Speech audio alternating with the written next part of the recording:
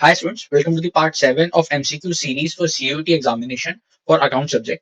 आज के इस पार्ट में हम 27 MCQ को कवर करेंगे उन बच्चों के लिए जो प्रैक्टिस क्वेश्चन ढूंढ रहे हैं CUET एग्जामिनेशन के लिए. So let's start. सबसे पहला क्वेश्चन है, what will be the amount to be credited to debenture account if 10,000 debentures are issued of 50 each at 8% discount which is redeemable after 10 years. हमने 10,000 debentures issue करे हैं जिनकी face value 50 रुपए की है एट 8% डिस्काउंट. उनको हमने इश्यू करते समय डिस्काउंट कितना दिया है? 8% का. अब क्वेश्चन के अंदर उन्होंने ये पूछा है कि क्रेडिट का अमाउंट कितना होगा, हमें ये बताना है. Now we know this very well. चाहे शेयर कैपिटल का क्वेश्चन होता है चाहे डिबेंचर का क्वेश्चन होता है, जो हमारा लायबिलिटी का अकाउंट होता है, शेयर के केस में वो शेयर कैपिटल अकाउंट हो जाता है, डिबेंचर के केस में वो X% डिबेंचर अकाउंट हो जाता है. वो हमेशा फेस वैल्यू से ही क्रेडिट होता है. Therefore, 10,000 debentures into 50 rupees. The answer is 5 lakh rupees. अगला question, what will be the amount to be shown in bank account if 10,000 debentures are issued of 50 each at a discount of 8%. अब यहां पे उन्होंने आपसे पूछा है कि bank में कितना पैसा दिखाएंगे. अब बैंक में तो उतना ही अमाउंट दिखाते जितना अमाउंट हमें रिसीव होता है. यहां पे हमें 10,000 डिबेंचर्स थे जिनकी फेस वैल्यू थी 50 रुपीज की, लेकिन क्योंकि हमने यहाँ पे 8% का डिस्काउंट दिया है तो we will only receive the 92% value of the total, which comes out to 4,60,000 rupees. Therefore, the answer is option number A. अगला क्वेश्चन है, how much amount is to be transferred to DRR for redemption purpose. DRR क्या होता है? Debenture redemption reserve. अब इस account के अंदर companies act 2014 ये बोलता है कि कंपनी को मैंडेटरी ट्रांसफर करना है. कितना? एटलीस्ट 25%. 25% किसका? Of the nominal face value. जो डिबेंचर्स आपके आउटस्टैंडिंग है, उन डिबेंचर्स की जो नॉमिनल फेस वैल्यू होगी उसका कम से कम 25% आपने डीआरआर के अंदर ट्रांसफर करना है. तो correct answer is what? At least 25% of the outstanding debenture value. Question number 4 पे आते हैं. Which entity is exempted from creation of DRR? कौन से ऐसी एंटिटी है, कौन सा ऐसा कॉर्पोरेट है जिसको हमने मना किया हुआ है, एग्जेम्प्ट किया हुआ है कि आपको 25% अमाउंट ट्रांसफर करने की जरूरत नहीं है डीआरआर अकाउंट के अंदर. सो the correct answer is banking company. Theoretical answer है, याद कर लीजिए, बैंकिंग कंपनी को एग्जेम्प्ट किया हुआ है. क्वेश्चन नंबर 5 पे आते हैं. सावित्री लिमिटेड ने 50,000 8% डिबेंचर्स इशू किए हैं 100 रुपीस के at a certain rate of premium. That is issue at premium है. प्रीमियम का रेट हमें पता नहीं रखा और रिडेम्पशन भी है 10% प्रीमियम पे. अब ये जो 10% प्रीमियम है ये कितना आता है? 10 रुपीस का. At the time of writing of losses on issue of debenture, जो इशू ऑफ डिबेंचर का लॉस था, जब हम उसको राइट ऑफ कर रहे थे तो हमने 2 लाख रुपए प्रॉफिट एंड लॉस अकाउंट के अंदर दिखाया है. Now question is, what rate of premium these debentures were issued. That is आपको इशू ऑफ डिबेंचर्स का प्रीमियम निकालना है, कितना था परसेंटेज के टर्म्स में. नाउ इस क्वेश्चन को सॉल्व करने के लिए इंटरेस्टिंग क्वेश्चन है. इस क्वेश्चन को सॉल्व करने के लिए आपको क्या चीज पता होनी चाहिए कि जो आपका loss on issue of debenture है ये 2 तरीकों से राइट ऑफ होता है. पहली प्रेफरेंस इसके अंदर होती है एसपीआर अकाउंट की, that is security premium reserve account की, और इसकी दूसरी प्रेफरेंस होती है एसपीएल अकाउंट की, that is statement of profit and loss account की. नाउ अगर हम टोटल लॉस निकालें, जो टोटल लॉस हमें हुआ है इशू में वो कितना हुआ है? 50,000 डिबेंचर्स थे और हर एक डिबेंचर को 10% प्रीमियम पे रिडीम करना है. That will be our loss on issue of debentures which comes out to be 5 lakh rupees. ये हमें बता रखा है कि इस 5 लाख में से 2 लाख तो प्रॉफिट एंड लॉस अकाउंट में हमने राइट ऑफ किया है. इट ऑब्वियस कि प्रीमियम से हमने कितना सेट ऑफ किया होगा? 3 लाख रुपीस का. Now if I know the amount of premium which is 3 lakh rupees और 50,000 डिबेंचर्स के ऊपर ये प्रीमियम अगर कलेक्ट हुआ होगा तो हर एक डिबेंचर पे मुझे 6 रुपए का प्रीमियम आया होगा. That is 3 lakh divided by 50,000 number of debentures. Now the face value of debenture is 100 rupees and the premium is 6 rupees. So what is the percentage? 6%. So the correct answer is C, 6%. It's a very good question. Let's move to question number 6. A company issued 1,000 10% debentures of 100 each at a premium of 5%. The total amount of interest for 1 year will be. It's very interesting. Question के अंदर आपको premium का percentage बता के confuse करने की कोशिश की गई है. Interest on debenture is always calculated on the face value. Premium पे चाहे इशू हो रहा है, प्रीमियम पे चाहे रिडीम हो रहा है, डिस्काउंट पे इशू है, कुछ भी है, इशू प्राइस हमेशा इंटरेस्ट कैलकुलेट करते समय फेस वैल्यू में ही कैलकुलेट किया जाएगा. तो दिस मींस 10% डिबेंचर तो 10% का इंटरेस्ट है और ये 10% पूरे साल का होता है और फेस वैल्यू कितनी है, 1000 डिबेंचर्स है 100 रुपीज की. सो the correct answer is 10,000. That is D. Question number 7. Zebra Limited issued 20,000 12% debentures of 100 each at par. Debentures are redeemable at a premium of 20% after 5 years. The amount of loss on redemption of debentures should be. Loss on issue of debentures या loss on redemption of debentures वो कैसे निकलता है, हमने 20% का premium पे करना है रिडम्पशन के टाइम पे.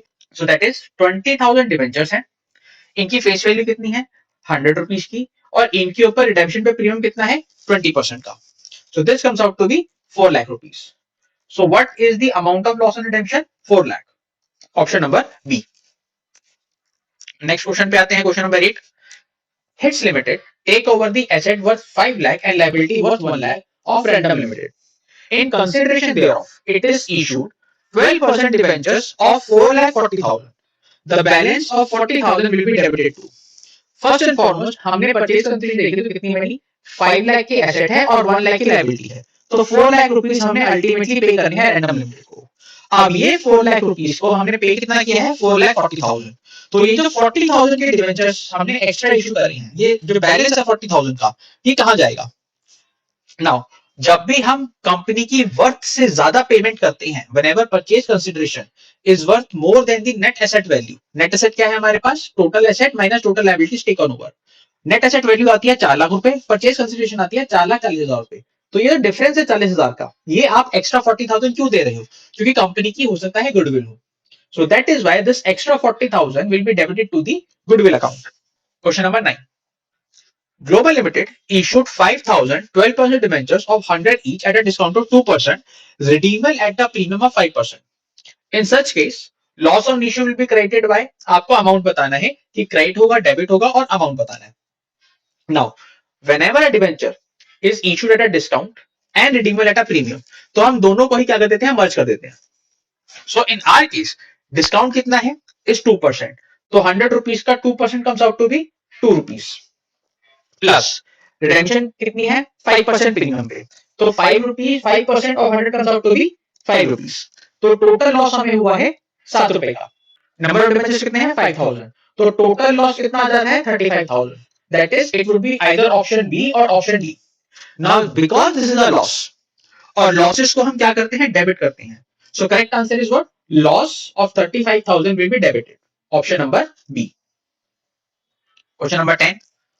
Horizon Software Limited issued 10,000 7% debentures of 100 each at a discount of 5%, redeemable at a premium of 10% after 5 years.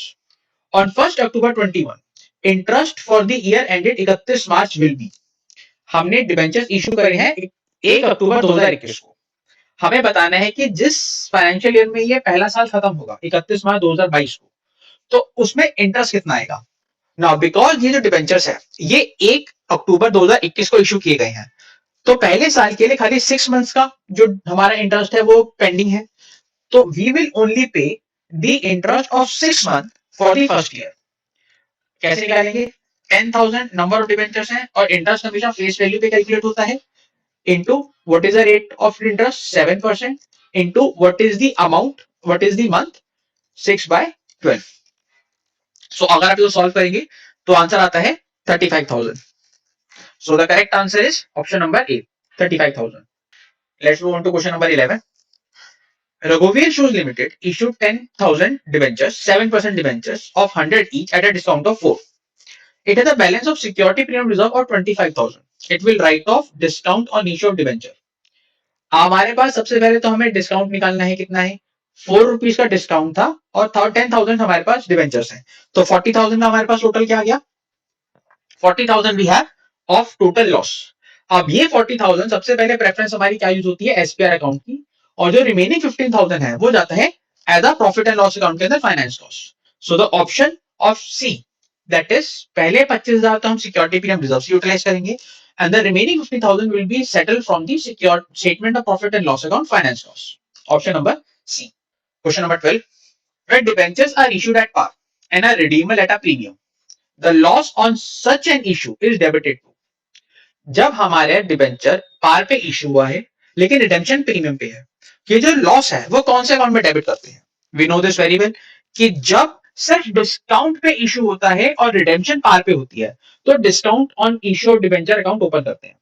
लेकिन जब जैसे ही रिडेम्पशन होती है आपकी प्रीमियम पे, तो we use the loss on issue debenture account. So the correct answer is option number C. जब भी आपका डिबेंचर प्रीमियम पे रिडीम हो रहा है, तो आप सिर्फ एक ही अकाउंट ओपन करते हैं, loss on issue debenture account. 13, own debentures are those debenture of the company. Own debentures क्या होते हैं? पहला, company loans to its own promoters, बिल्कुल गलत। Company allot to its director, ये भी गलत। Company purchase from the market and hold them as investment, this is the correct answer. Own debentures एक तरह से डिबेंचर्स को रिडीम करने का एक तरीका होता है, जिसमें कंपनी अपने ही डिबेंचर्स को परचेज कर लेती है और दिखाती है कि भाई हमने अपने ही डिबेंचर में इन्वेस्ट किया हुआ है, और टाइम आने पे उनको हम कैंसिल आउट कर देते हैं। So correct option is C, company purchase from the market and hold them as investment. Next question, premium on redemption of debenture account is. जो premium on redemption of debenture account है, आपको उसका nature बताना है। Option क्या क्या है? Personal account है, नॉमिनल अकाउंट है, रियल अकाउंट है, सस्पेंस अकाउंट है। Now the premium on redemption of debenture account, technically ये आपका एक नॉमिनल अकाउंट होता है। रीजन भी, ये आपको अमाउंट का बैलेंस बताता है जो लॉस को रिप्रेजेंट करता है, कि भाई आपने अपने डिबेंचर्स को रिडीम करते समय एक्स्ट्रा पैसा देना है। Now this extra money is considered as a loss to the company, and every account with the nature of loss is a nominal account. Question number 15, loss on issue debenture account is shown on. जो loss on issue debenture account है, ये कहां दिखाया जाता है और किस side दिखाया जाता है? Now the loss on issue debenture account is first of all, it is shown as an asset in the balance sheet. Reason क्या है लॉस को एसेट में क्यों दिखाते हैं? क्योंकि इसका डेबिट बैलेंस होता है। Because the loss on issue of debenture account has a debit balance, therefore it is shown as asset on the balance sheet. ये आपकी एसेट नहीं है, only because it has what? It has a debit balance. Question number 16. Which of the following statement is or are correct? आपके पास statement दे रखी है दो, आपको बताना है क्या दोनों सही है, दोनों गलत है, एक सही है, एक गलत है। Debenture holder gets dividend from the company, बिल्कुल ही गलत स्टेटमेंट है। डिबेंचर होल्डर क्या मिलता है? इंटरेस्ट मिलता है। Debenture are usually secured on the asset of the company, usually लिखा है तो सेलेक्ट करेक्ट है। डिबेंचर ज्यादातर आपके सिक्योर डिबेंचर्स होते हैं, जिनके बदले एक एसेट का चार्ज लगा होता है, कि अगर कंपनी को डिबेंचर्स को रिडीम करने में अनसक्सेसफुल रहती है, तो जो एसेट का चार्ज उस डिबेंचर के साथ है, उस एसेट को बेचकर उन डिबेंचर होल्डर को पैसा दिया जाएगा। So only statement number 2 is correct, only second is correct, option number B. Question number 17, assertion और रीजन है। आपको असर्शन गिवन है और रीजन गिवन है, आपको ये बताना है कि क्या असर्शन और रीजन करेक्ट स्टेटमेंट है, और दूसरा जो रीजन है वो असर्शन का ही रीजन है या नहीं। असर्शन क्या बता रखी है? Perpetual debentures are also known as irredeemable debenture, जो कि करेक्ट स्टेटमेंट है। परपेचुअल डिबेंचर्स वो होते हैं जहां पे कंपनी ने कुछ अंडरटेकिंग नहीं दे रखी होती कि हम इन डिबेंचर्स को एक पर्टिकुलर डेट पे रिडीम करेंगे। टेक्निकली इनकी एक्सपायरी डेट नहीं होती, क्योंकि इनकी एक्सपायरी डेट नहीं होती इसलिए इनको इररिडीमेबल डिबेंचर्स भी कहा जाता है। रीजन में क्या बता रखा उन्होंने? redeemable debentures are those which are payable on the expiry of a specific period, either lump sum or in installment. Now redeemable debentures की डेफिनेशन तो उन्होंने सही बता रखी है, that is both A and R are correct, लेकिन जो reason है वो असर्शन का रीजन नहीं है। So in our case option number B is correct, that is both A and R are correct, but R is not the correct explanation of A. Question number 18, which of the following statement is or are correct? Again आपको तीन statement given है, आपने इन तीनों statement की authenticity के बारे में बताना है। Debentures can be issued at par, बिल्कुल सही है। Debentures can be issued at premium, बिल्कुल सही है। Debentures can not be issued at discount, now this is a wrong statement. Debentures को डिस्काउंट पे इशू किया जा सकता है, therefore only option number 1 and option number 2 are the correct statement, that is both 1 and 2 are correct, option number A. Next question, given below are two statement, again एक assertion है और एक reason है। हमें क्या बताना है? असर्शन रीजन करेक्ट स्टेटमेंट है, एंड सेकंड जो रीजन है वो असर्शन का करेक्ट रीजन है या नहीं। एसोसिएशन क्या बता रखी है? फ्लेमिंगो लिमिटेड है, उन्होंने 10,000 12% डिबेंचर्स इशू किए हैं at par 100 rupees per debenture. The company suffered a loss but still the director of the company paid interest on debentures. ठीक है, रीजन क्या बता रखा है? Interest on debenture is a charge against profit and therefore its payment is not subjected to earning of the profit. ना both A and R are correct statement. अगर किसी company ने डिबेंचर्स को इशू किया है और उनके ऊपर एक कूपन रेट है, हमारे केस में 12% का कूपन रेट है डिबेंचर्स के ऊपर, तो कंपनी को इनके ऊपर इंटरेस्ट पे करना पड़ेगा। वाई? क्योंकि ये जो इंटरेस्ट होता है इररिस्पेक्टिव कंपनी को प्रॉफिट हुआ है या लॉस हुआ है, ये एक प्रॉफिट के ऊपर चार्ज होता है। Therefore, both A and R are correct, and R is the correct explanation of A. Option number A is the correct answer. Question number 20 पे आते हैं. अगेन स्टेटमेंट आपको बता रखी है दो, आपने उनके ऑथेंटिसिटी के बारे में कमेंट करना है. 8% debenture means debentures carrying interest at 8%. Debentures are shown on the asset side of the balance sheet. It's obvious कि इसमें कौन सी करेक्ट स्टेटमेंट है. Option number A. डिबेंचर्स के आगे जो रेट लिखा होता है इसको हम कूपन रेट बोलते हैं. कूपन रेट रिप्रेजेंट करता है कि ये डिबेंचर्स कितना इंटरेस्ट रेट कैरी करते हैं. But these debentures are not the asset of the company. These are the liabilities for the company. Non current liability के अंदर आते हैं long term borrowing के अंदर. So option number A is the correct answer. Question number 21. Loss on issue of debentures is generally written off. जो loss on issue of debentures है उसको हम कब write off करते हैं. इसका करेक्ट आंसर है over the period of redemption.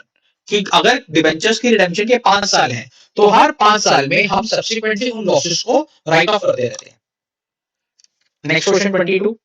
If debenture purchased in open market are not immediately cancelled, they are treated as. ये हमने अभी ऊपर ओन डिबेंचर्स के नाम से पढ़ा था कि अगर कंपनी अपने डिबेंचर्स को खुद ही परचेज कर लेती है ओपन मार्केट में और रिडेम्पशन तक अपने पास रखती है तो उनको एक तरह से इन्वेस्टमेंट की फॉर्म में ट्रीट किया जाता है. रिडेम्पशन के समय कंपनी उनको कैंसिल आउट कर देती है क्योंकि कंपनी खुद को तो पैसे देगी नहीं, तो कंपनी उन ओन डिबेंचर्स को कैंसिल आउट कर देती है. अगला क्वेश्चन है 23. What will be the correct sequence of event. Now आपको 4 इवेंट बता रखी हैं और आपने इनको सीक्वेंस पे लेकर आना है. परचेज ऑफ एसेट होता है, फिर रिडेम्पशन ऑफ डिबेंचर होता है, फिर इंटरेस्ट पेड ऑन डिबेंचर होता है, देन इश्यू ऑफ डिबेंचर होता है.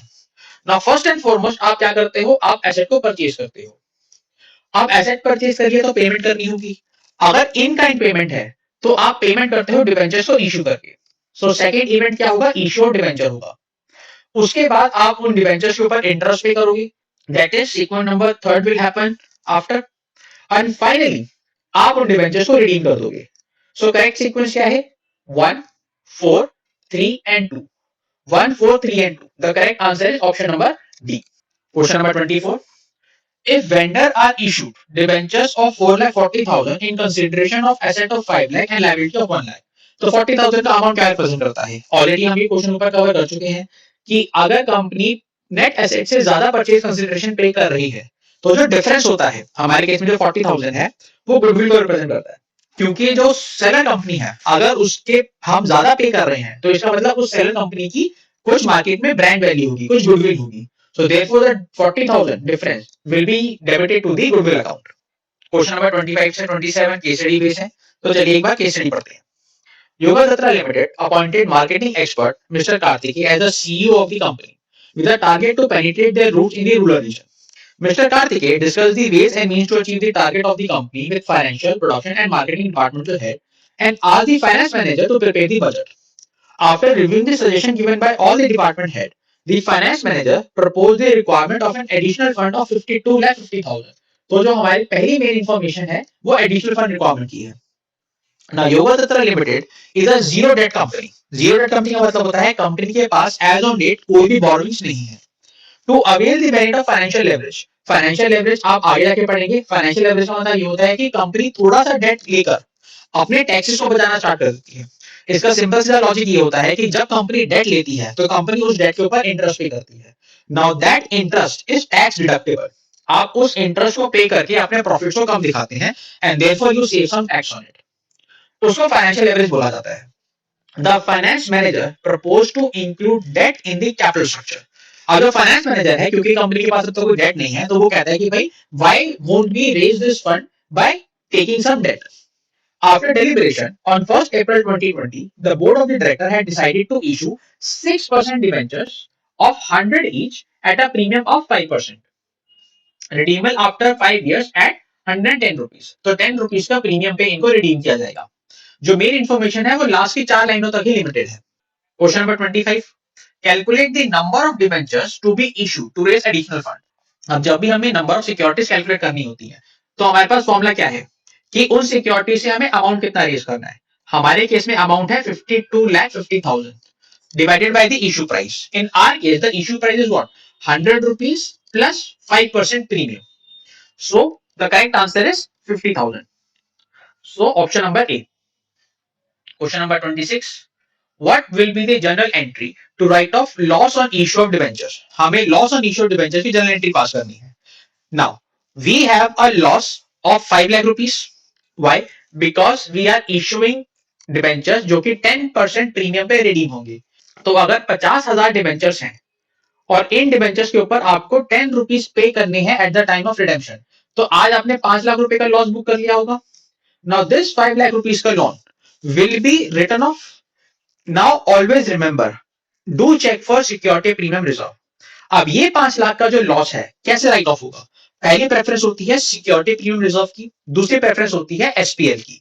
अगर आपके पास सिक्योरिटी प्रीमियम का अकाउंट नहीं है, देन हम सारे के सारा statement of profit and loss account से राइट ऑफ करते हैं. बट इन आर केस हम 5 रुपए प्रीमियम पे इशू कर रहे हैं. ये 5 रुपए एसपीआर को रिप्रेजेंट करता है. So out of 5 lakh rupees हमारे पास एसपीआर में कितना बैलेंस पड़ा है? वी हैव 50,000 डिवेंचर्स और उसके ऊपर हमें 5 रुपए का प्रीमियम रिसीव हुआ है. That is 2,50,000 rupees are there in my SPR account. अब मैं इन एसपीआर अकाउंट को यूज करके और जो रिमेनिंग पैसा है मैं प्रॉफिट एंड लॉस अकाउंट से यूज करूंगा. So correct entry will be SPR account debit 2,50,000. तो 5 लाख में से 2.5 लाख हमारा एसपीआर से राइट ऑफ हो गया. Remaining 2.5 lakh will be written off using the profit and loss account to loss on issued debenture account. So correct entry is option number B. Security premium reserve account debit 2,50,000, profit and loss account debit 2,52,000, loss on issued debenture 5 lakh. और final question है इस part का, calculate the amount of annual fixed obligation associated with debenture. अब fixed obligation को देखिए confuse होने की जरूरत नहीं है. आपने जो डिबेंचर्स इशू की हैं वो 6% का इंटरेस्ट रेट कैरी करते हैं. सो एवरी ईयर कंपनी इन डिबेंचर्स की फेस वैल्यू के ऊपर 6% का इंटरेस्ट पे करेगी और वही कंपनी की फिक्स्ड ऑब्लिगेशन है. इन आर केस 50,000 डिबेंचर्स थे और उनकी फेस वैल्यू थी 100 रुपीज की. सो 50 lakh into 6%, the answer is 3 lakh rupees. Company की हर साल 3 लाख रुपए की लायबिलिटी होगी इंटरेस्ट पे करने की. Option number B. This ends our part 7 of CUT Accounts MCQ series. अगर आपको ये सीरीज अच्छी लग रही है तो please like, share and subscribe और अपने फ्रेंड्स के साथ भी ये वीडियो शेयर कीजिए. Thank you so much.